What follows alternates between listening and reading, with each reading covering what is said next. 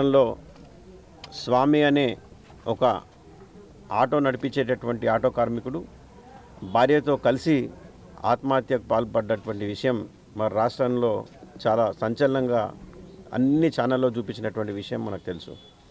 ప్రతిరోజు ఒక ఆటో కార్మికుడు చనిపోతున్నటువంటి విషయాన్ని కూడా మనం చూసినాం.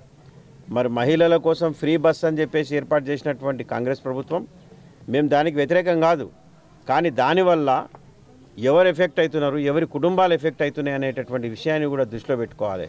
మరి ఈరోజు స్వామి కుటుంబం ఒక కొడుకుని అనాథం చేసి వారు ఆత్మహత్య చేసుకున్నారంటే వాళ్ళ అప్పుల బాధ భరించలేక, వాళ్ళ గిరాకీ లేక, తినడానికి తిండి లేక మరి ఇబ్బంది పడుతున్నటువంటి పరిస్థితి.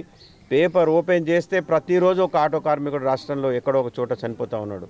మరి ఈరోజు మేము కాంగ్రెస్ ప్రభుత్వం మేము డిమాండ్ చేస్తూ ఉన్నాం, చనిపోయినటువంటి స్వామి మరి ఆయన భార్య కూడా చనిపోయింది, వాళ్ళ అబ్బాయి ఇప్పుడు మరి ఇక్కడ ఒక్కడే ఉన్నాడు.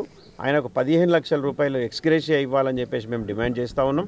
ప్రతి ఆటో కార్మికుడికి నెలకు 10 నుంచి 15 వేల రూపాయలు నగదు ఇచ్చి కూడా వారిని ఆదుకోవాలని చెప్పేసి మేము సూచిస్తూ ఉన్నాం. మరి స్కీములు తీసుకురావడం కాదు, స్కీములు తీసుకొస్తే ఎవరి కుటుంబాలు బాధపడుతూ ఉన్నాయి, ఎవరి కుటుంబాలు రోడ్డున పడుతూ ఉన్నాయి. మరి మహిళల కోసం ప్రత్యేకంగా బస్సులు ఏర్పాటు చేశారు, కానీ ఆటో కార్మికుల గురించి ఆలోచించడం ఎందుకు మానేశారని చెప్పేసి మేము ఈ ప్రభుత్వాన్ని అడుగుతూ ఉన్నాం. దయచేసి ఈ స్వామి లాంటి కుటుంబాలు ఇంకా ఈ రాష్ట్రంలో ఎఫెక్ట్ కాకుండా ఉండడానికి వెంటనే తగిన చర్య తీసుకోవాలి. వెంబడే 15 లక్షల రూపాయలు ఇవ్వాలి.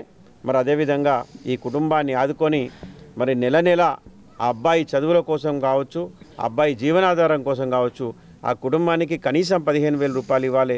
తెలంగాణ రాష్ట్రంలో ఉన్నటువంటి ఆటో కార్మికులందరూ కూడా 15,000 రూపాయలు ఇవ్వాలని చెప్పేసి నేను డిమాండ్ చేస్తూ ఉన్నాను. మరి స్వామి వారి సతీమణి చనిపోయినందుకు వారి ఆత్మకు శాంతి కలిగించాలని చెప్పేసి నేను భగవంతుని కోరుకుంటూ జై హింద్, జై తెలంగాణ.